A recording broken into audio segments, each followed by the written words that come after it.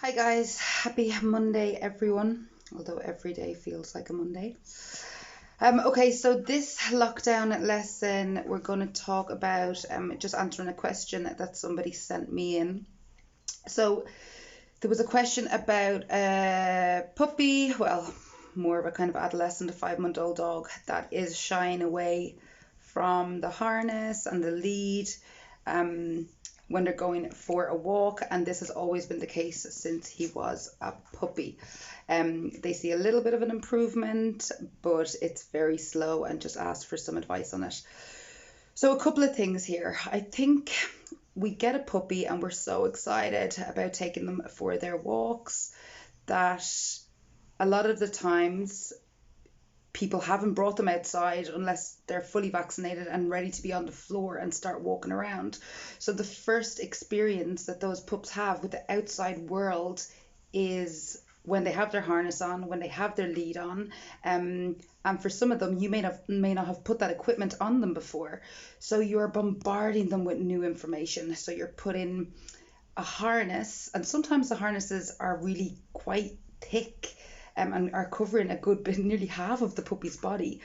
Um, and sometimes the leads are just too heavy. They have a really heavy buckle on them, and they might be the leads that you would use when the dog's fully grown, but not when they're a puppy. So all this information before they even leave the house.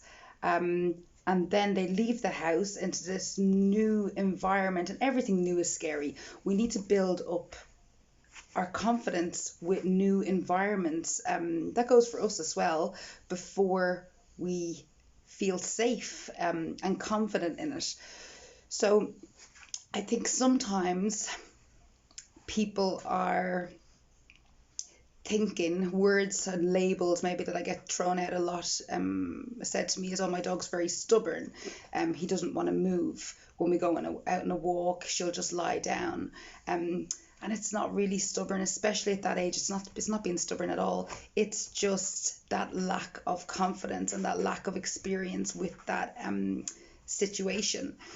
So we just need to be patient and give the dog some time. So if we have a brand new puppy, what you want to be doing is, if we're not seeing this problem, in order to prevent this problem, is you're going to put the harness on, you're going to put the lead on in the house just to do some activities. That might be just playing a game of tug, or that might be just feeding your dog, just to get them used to that experience. So that's not something they have to contend to when they first go out to the real world. You're also going to, even if your dog's not vaccinated, you're going to start taking them out in your arms. So you're not putting them on the floor, you're just taking them out into the arms, just going out into the outside world, feeding them some treats, and letting them get used to all the new smells and sights, and building some confidence that way. But if we now do have an older puppy or an older dog that already, when you take the equipment out, they're like, no, no, don't like it. I don't like the way that equipment makes me feel. And now I've formed an association that equipment means I'm going out to that big scary world, and I don't like that yet either. So it's all really, really negative. Then we're going to have to do some exercises to prevent that, or to make that better. Sorry, I can't think of my words today. So yes, I'm going to do a video now just with Oscar, just with how you're going to do that with a harness and a lead. But Oscar, what are you doing, silly? The other thing I want to say is, when we do have new pups and we're taking them out for walks, get up then. Come on then, you can do it. When we're taking dogs out for the puppies out for walks, what we want to do is, if they stop, just stop with them. Just let them take in what they're seeing, what they're smelling. Let them take their time. Don't put pressure on that lead to pull forward. They're just going to pull back, and you're just adding stress to it all. It can take pups up to 5 minutes to process what they're seeing visually. So just give them that time. That's all part of puppyhood. And I know it's irritating to you guys if you want to get from A to B, but that will come in time. We just need to take it at the individual dog's own pace. So I'll do a video now with Oscar on just a few steps to get them used to the harness.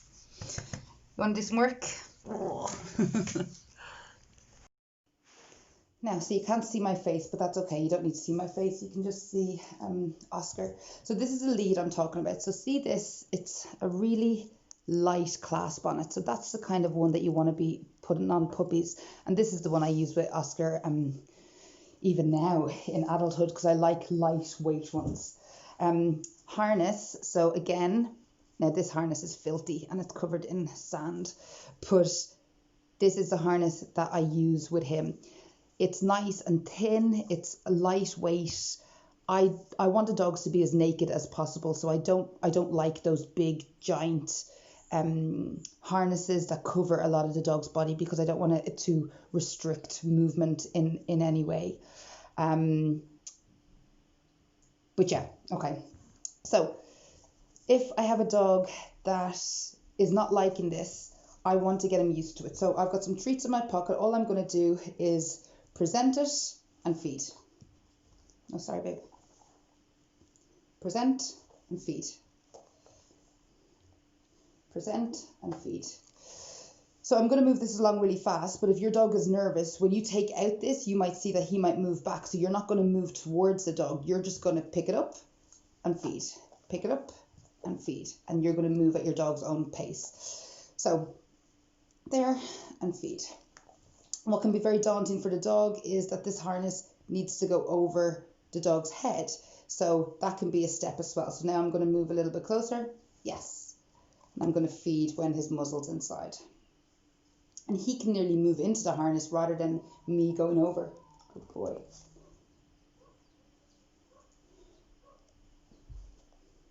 Good boy.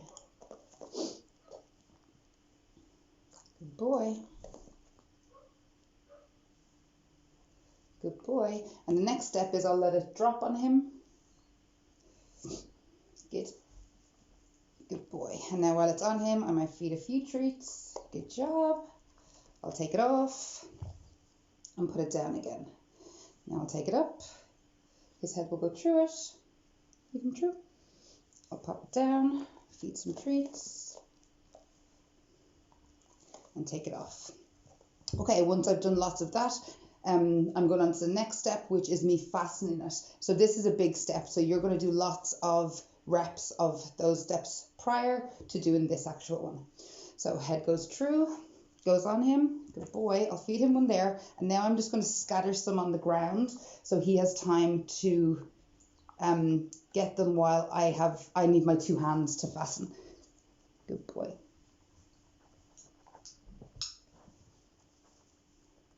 Well done. And now I'll feed some more.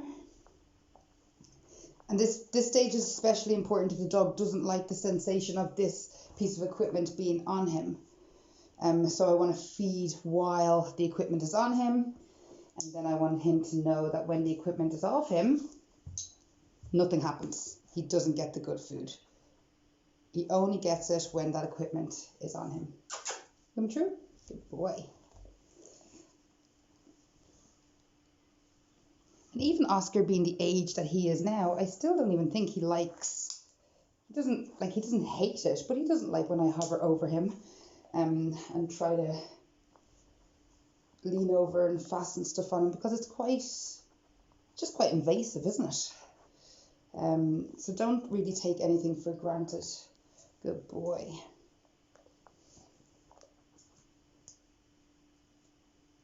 Sorry, Oscar, I've got slippy fingers now with the hot dog. So this, we're going to go and spend lots of time on this, and then we're going to put the lead on. Good boy.